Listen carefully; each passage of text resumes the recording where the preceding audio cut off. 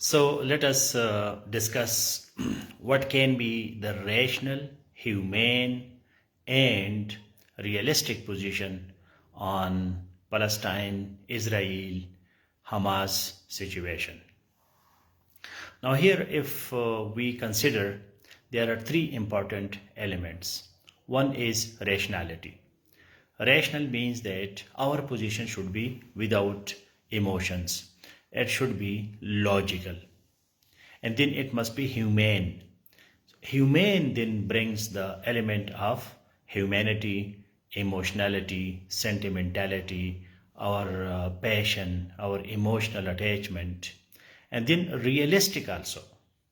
Now, realism is an approach that you must consider that there will be power, there will be war, and what is going on ground, that is the reality, and you have to understand it.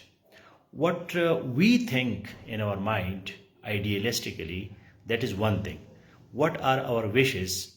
What should be? What is the best position? Uh, we want that the war must stop right now and there should be no more casualties.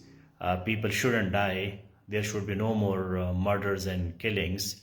This is ideal, but it is not real. It is happening. What we wish, what we think, and what we desire, that is one thing. And what is happening in reality on ground, that is another thing. So in my this talk, I will focus on rationality, humanity, and reality. And then we will be having a clear picture that what is going on. You see, I have given you three parties here.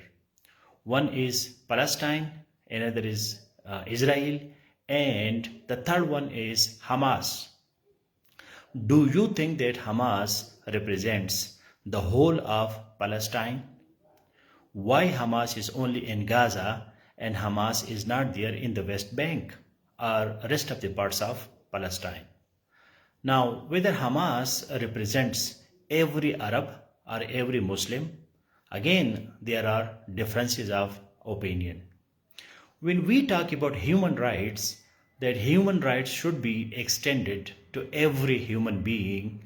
So do we consider that Jews, whether they are humans or not, whether every Jew that is the enemy of every Muslim or every Arab, or it is the other way around? Some of the Jews may be enemies, some of the Jews may not be enemies.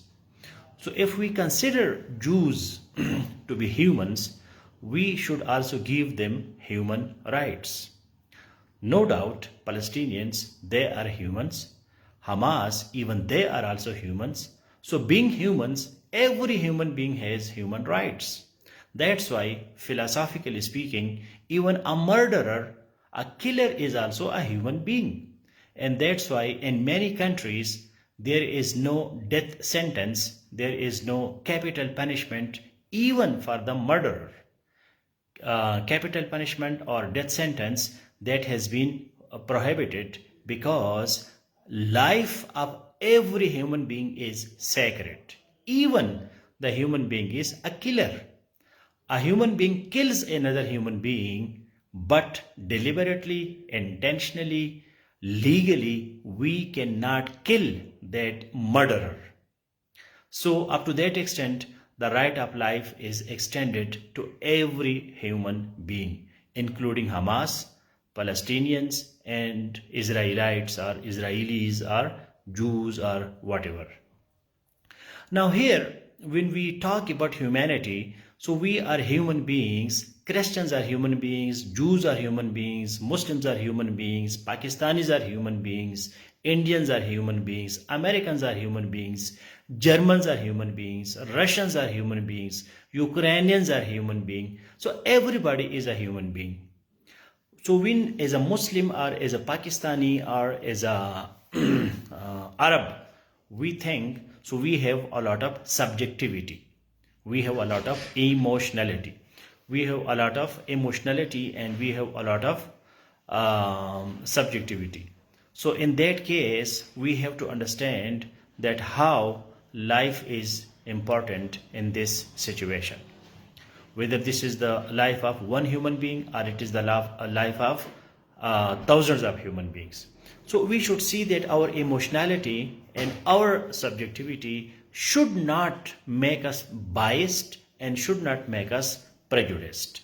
Then we will be having a rational approach. A rational approach, which will be the approach of a leader, which will be unbiased, which will be without any prejudice. Because if I think representing a particular community or religion or country, so my approach will not be analytical, my approach will not be objective. So how can I get objectivity? I can get objectivity when I am a critical thinker. Who is a critical thinker? Critical thinker is a person who listens to all the people, who understands the topic from different dimensions. A critical thinker is not a person that if Hamas is attacking Israel and we are celebrating it, but if Israel is attacking Hamas, then we become sad. So that is not critical thinking. You have to see the causes, you have to see the reasons, and you have to go into details that why this is happening.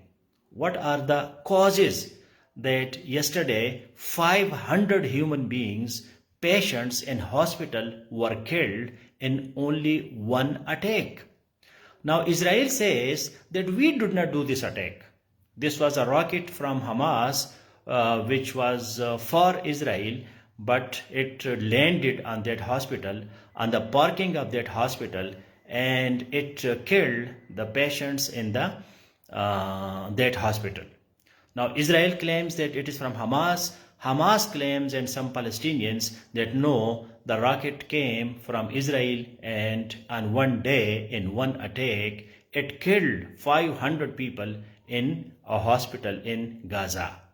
So this is, if we look at it from humane point of view, from emotional point of view, from sentimental point of view, so this is tragic.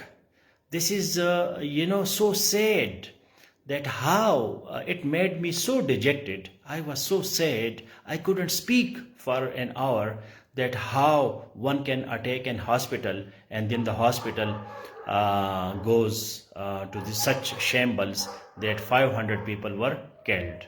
Now, why it happens? Because who started this thing now? If we go into the history, so Jews say that we are here for more than 3,000 years. Arabs and Muslims that say that we are there for 1400 years. And if we apply this principle, then everybody has to live where they are. For example, the people of India who are living now, they are not the original Indians. The people of Pakistan who are living now in Pakistan, they may not be born here. They might have come from Central Asia, or they might have come from some other territories. So then it becomes so complicated that who came first or who occupied the land first. So we have to see the history in detail, that this piece of land, who occupied it, who were the original occupants. If we apply this principle, then the whole Australia, New Zealand, United States of America, Canada, even many Europeans, they have to leave their pieces of land, their geography, and they have to go back where from they came.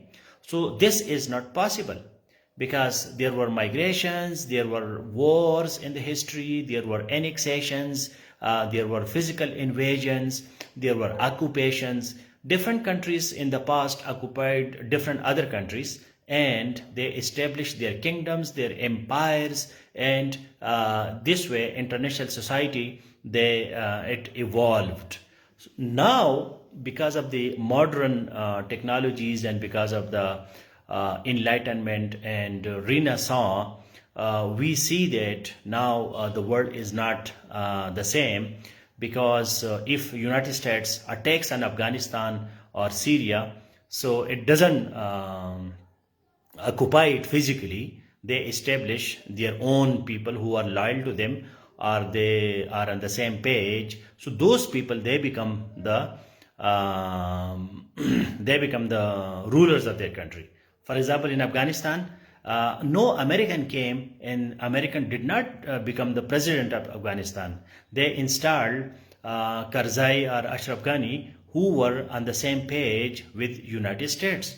United States did not make Afghanistan as their next state. The same they did not do in Iraq and Syria or other countries. So this is a new style that people, they do not occupy physically, but maybe there is new colonialism. There are some other paradigms, some other modus operandi that they control, they manage, and they influence other territories. So who is where, that he or she is the owner. If Jews are there and they have occupied a piece of land and they are administering it, and Israel is one of, not one, but the only democratic and the only developed country in Middle East, and all other countries, they are not democratic, they are mostly dictators, and they may not be developed also. Then if Israel has its own administration, its own polity, its own political setup, so other people, they should recognize it as a reality. Many countries, they have recognized Israel as a state. There is an international recognition of the state of Israel, including many Arabs and Muslims, including Turkey, Jordan, Sudan, UAE, Oman, Egypt. All these countries, they have recognized Israel. And today, if Hamas attacks on Israel, who is coming to support Hamas? Who is coming in the real way? Even Iran doesn't say that, yes, we did it, or we provided the missiles or the rockets to Hamas. They say that, yes, we sympathize, we are happy what happened, but even Iran doesn't say that we have helped Hamas to attack Israel. Now, what about Jordan? What about Egypt? Look at the position of Egypt. This is realism. That I am now coming to the other part of my lecture, which is realism. Egypt, till today, what I have heard, the latest news, they did not open the gate from Gaza to Egypt to save the poor people of Gaza or Palestinians. They are so realistic that if we open the gate, the whole Gaza will come to Egypt, and then what they will do with those refugees. So forget about supporting Hamas. People are not even opening, their neighbors, their Muslim neighbors, their Arab neighbors are not opening the gate, the only gate which can be available to people of Gaza to flee, to run away from the bombardment of Israel and to go to Egypt. So Egypt is not even opening the gate. Forget about other things. Even countries like Pakistan and other countries, they want to send some support to Gaza, but Egyptians, today I read a news that Egyptians are not giving visas to Pakistanis to take the aid, the help to Gaza. Forget about other supports. What about Jordan? Jordan is so close. Who occupied the previous Palestinian territories?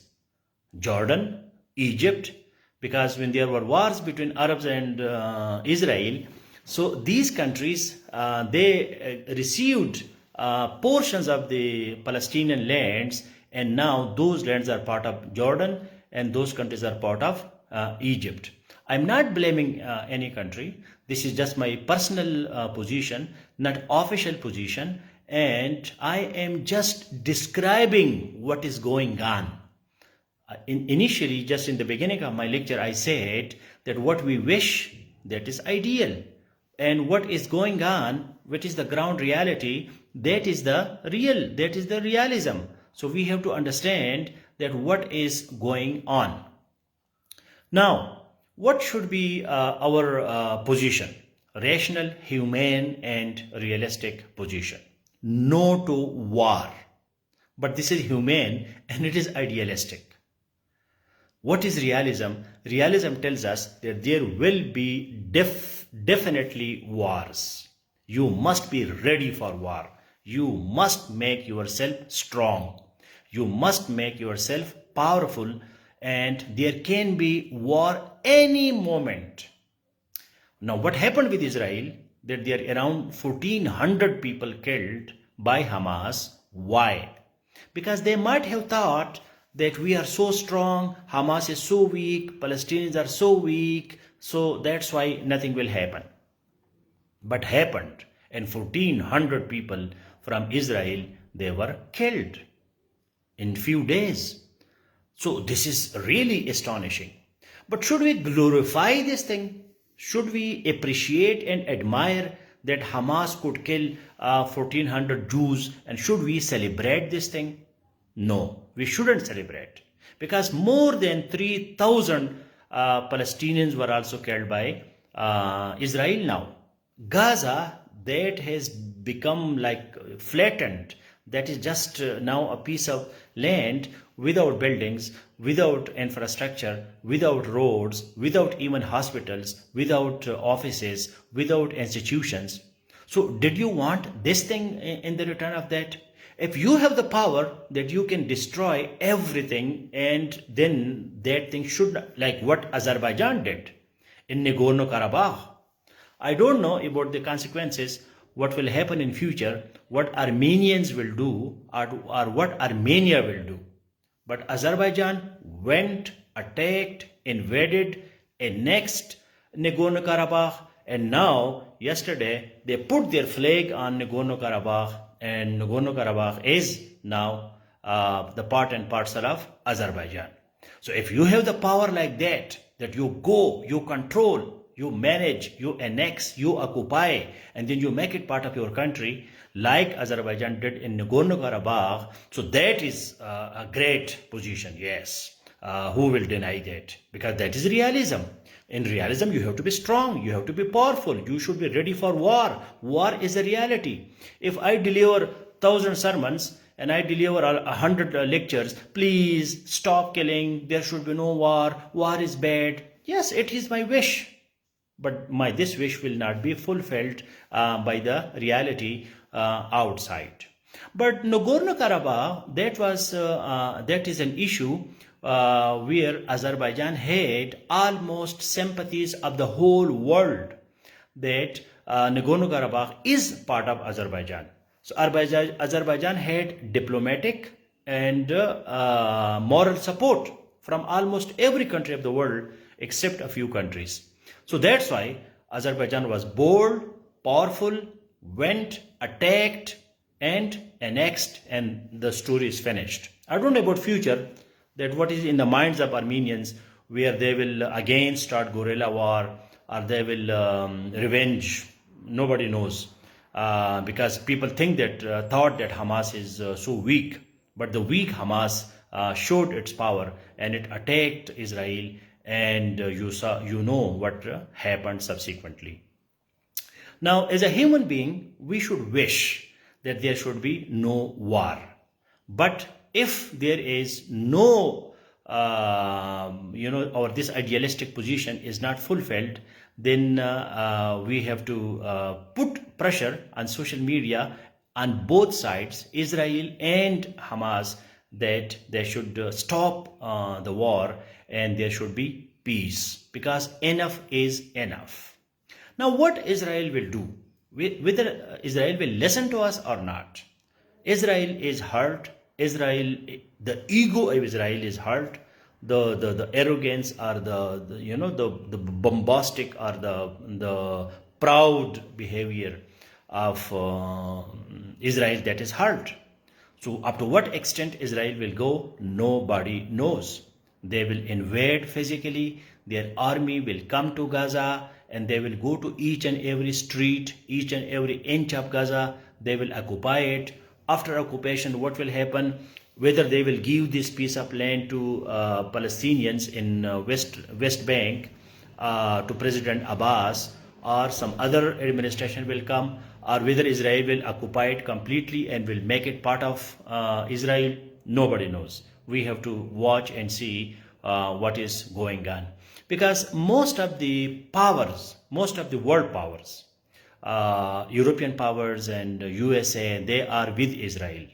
China, Russia, they do give statements in favor of Palestine, but neither Russia nor China has promised that we will be sending troops to Palestine, and we will be attacking Israel, or we will be stopping Israel. No, this commitment hasn't come even from Arab and Muslim countries. People are denouncing, people they are giving their statements, people are showing their diplomacy, their moral support, but nobody has committed till day that one soldier will go to Gaza and will fight against Israel. This is reality, and we have to digest this reality. What is going on in social media? People, they are making their views, their comments, they are making something sensational, that Afghanistan people are going, they will liberate Masjid al-Aqsa, and they will do this and that. So in reality, it is not happening till now. Maybe there is some design, some inside some countries, and they may be thinking to attack Israel or to attack Hamas. But so far, for me, it is not a realistic position. Now, the another humane element is hostages. Hostages. People who are listening to me, most of you may be sympathizers with Hamas and Palestinians. So, do you think that it is a good move on the part of Hamas to attack a music concert, to kill those innocent people who were there only for listening to music? They were not soldiers, they were not army people, they were innocent children or young people, youth who were there enjoying, celebrating some day there. Is it okay to attack a place? The people are not combatants, the people were not fighters. Now, whether hostages, the people that they have brought, the families and the daughters and sons and other people of Israel that they have brought to Hamas, to Gaza by Hamas, is it a good thing, like morally, ethically? Because in beginning I said that we are all humans. Muslims are humans, Arabs are humans, Jews are humans, Christians are humans, atheists are humans, secular people are human, liberals are human, everybody is human.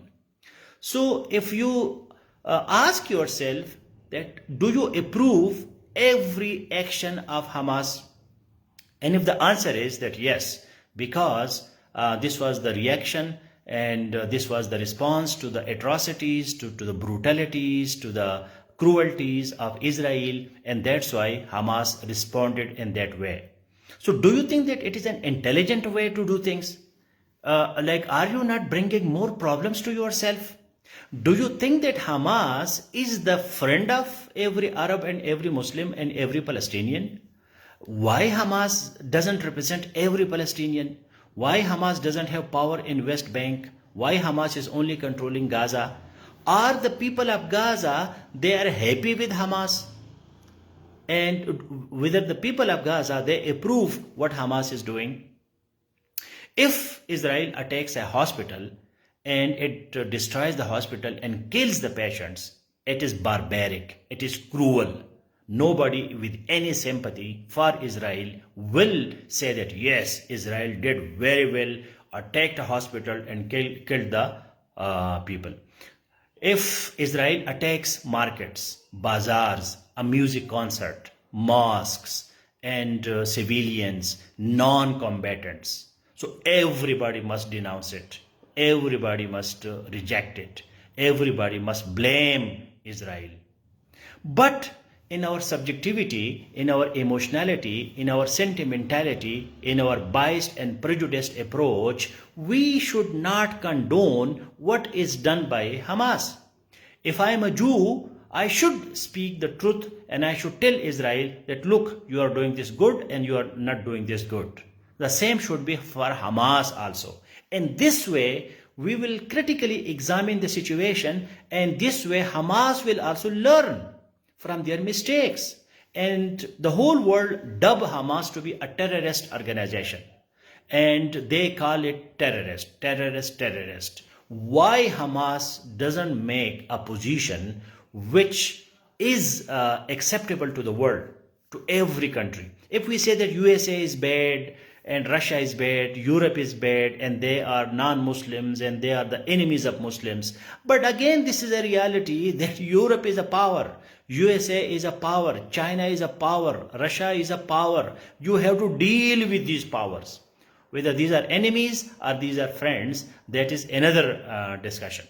But you have to talk to them, you have to communicate, you have to negotiate, you have to do your diplomacy, you have to use your communication skills so that they are also on your part.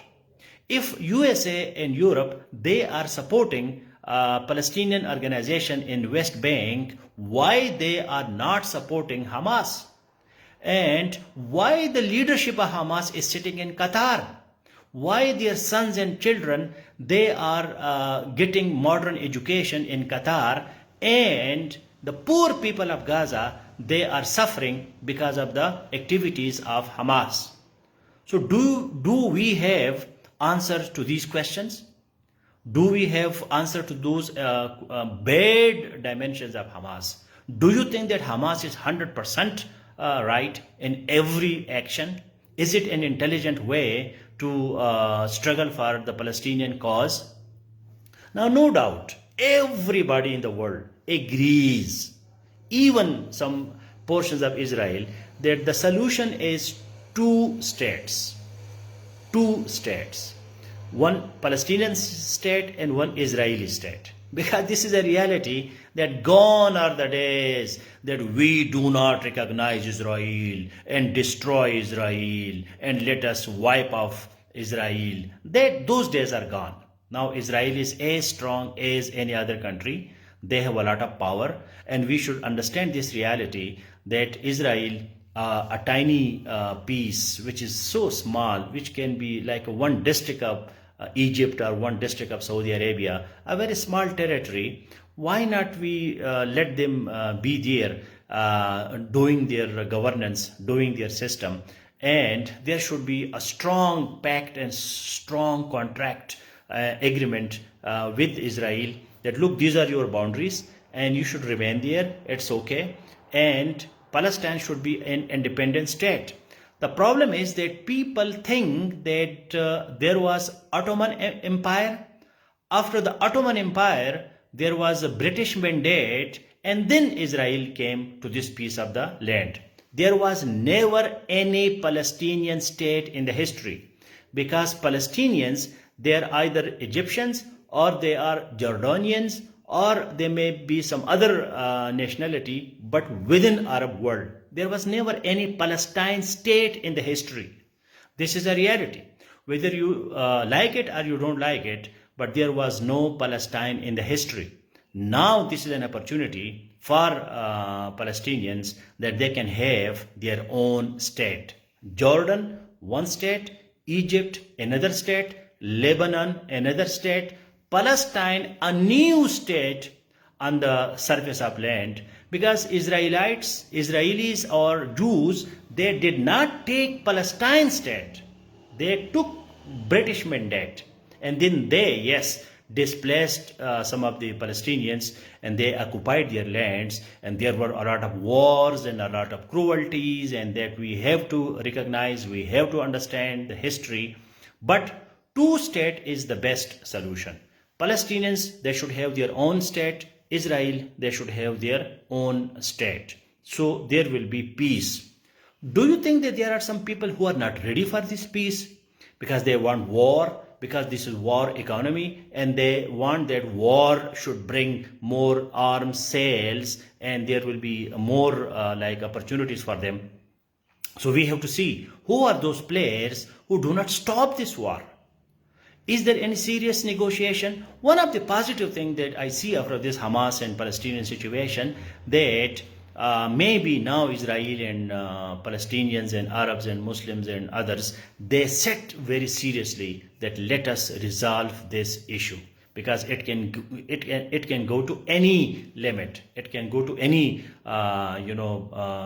like in a few days, more than 5,000 people were killed on both sides, and Gaza is almost destroyed, and Israel also suffered a lot of human and infrastructural damages.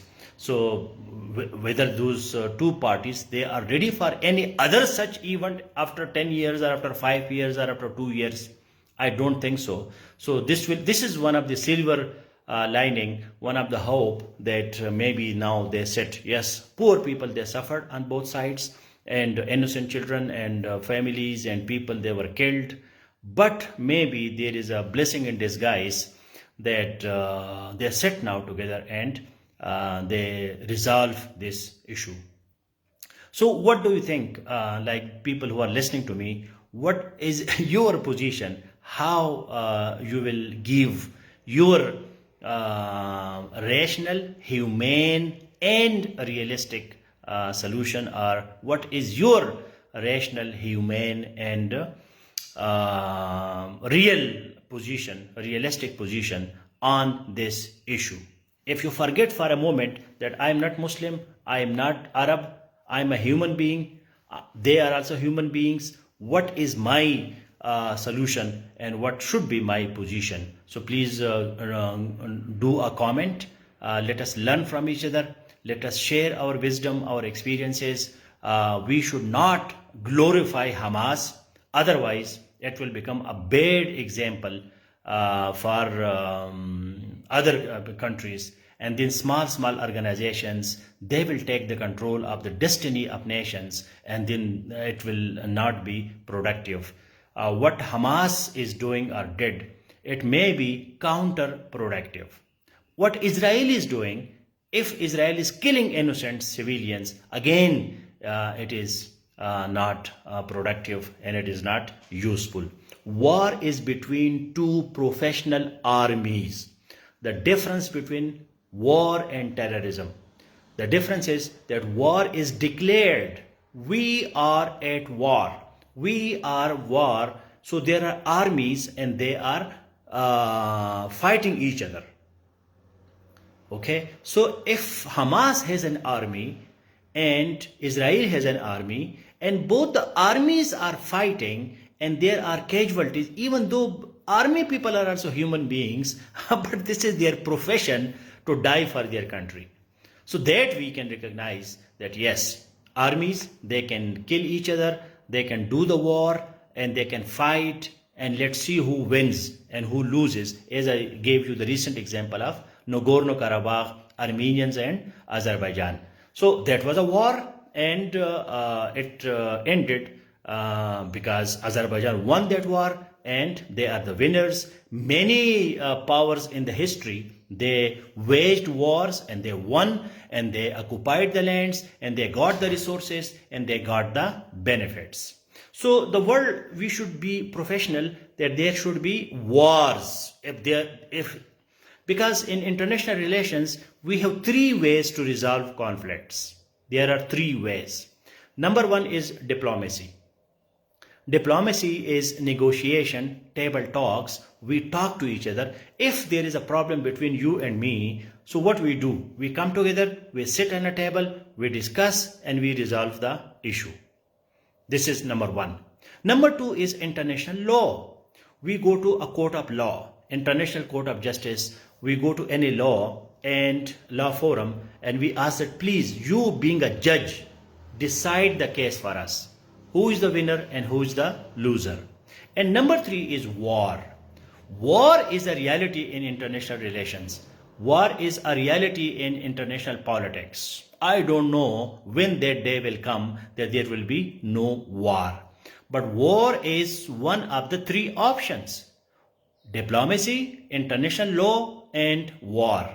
So when there is a war, so that war should be between two armies, not between groups, not between people, not between terrorist groups or other sects or sections. People cannot do war. You know, if you have a problem with a person and you go and you kill that person, this is not the way. You go to police station, you ask the state that I have this problem with this person and please resolve my issue with him. This is the modern times. This is not the time that you go and you do justice on your own. Justice should be done by a proper forum. And that proper forum can be diplomacy, international law, or it can be war. War is there. But within a state, inside the state, war is done by police. Police goes and kills the criminal. You cannot kill the criminal. Police will kill the criminal, or police will arrest the criminal and will take the criminal to the court of law. This is the way. Same is between states. State has Ministry of War or Ministry of Defense. Ministry of Defense has GHQ, General Headquarters. They have their army, their navy, their air force, and that is controlled by Ministry of Defense. And when diplomacy fails, so Ministry of Foreign Affairs declares war, not Ministry of Defense. Declaration of war is the responsibility of Ministry of Foreign Affairs, because diplomacy failed, and that's why we have to go for war now. But war should be between professional armies. It shouldn't be between groups. So let us think over it. Let us meditate. Let us become objective. Let us become unbiased. Let us become, leave our religion, our country, our ethnicity, and our emotional attachment, and think over it, that why it is going on, what can be the solution, and then present that solution on social media. Do not clap if you are the party of Hamas and you are clapping for Hamas and you are encouraging Hamas, or if you are the party for Israel and you are encouraging Israel. No, that is not the way. That may be a way, but that is emotional way. That is prejudiced, biased way. The real way is rational, humane, and realistic approach. On these three dimensions, think over it, analyze, go into details, and then decide.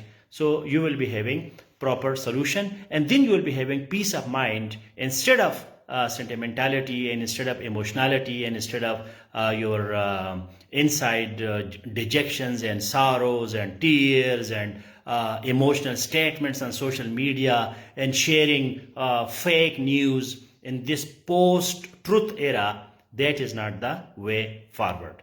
So I hope these talks you got some glimpses or some inspiration, and I will be waiting for your comments that when you thought over this issue rationally, with humane mindset and with the realistic approach, so what was your conclusion? So please share that conclusion as a comment, and you may share this lecture also on your social media, so that other people also listen to it, and we start an intellectual discussion, not emotional discussion, because emotionality doesn't bring proper solutions.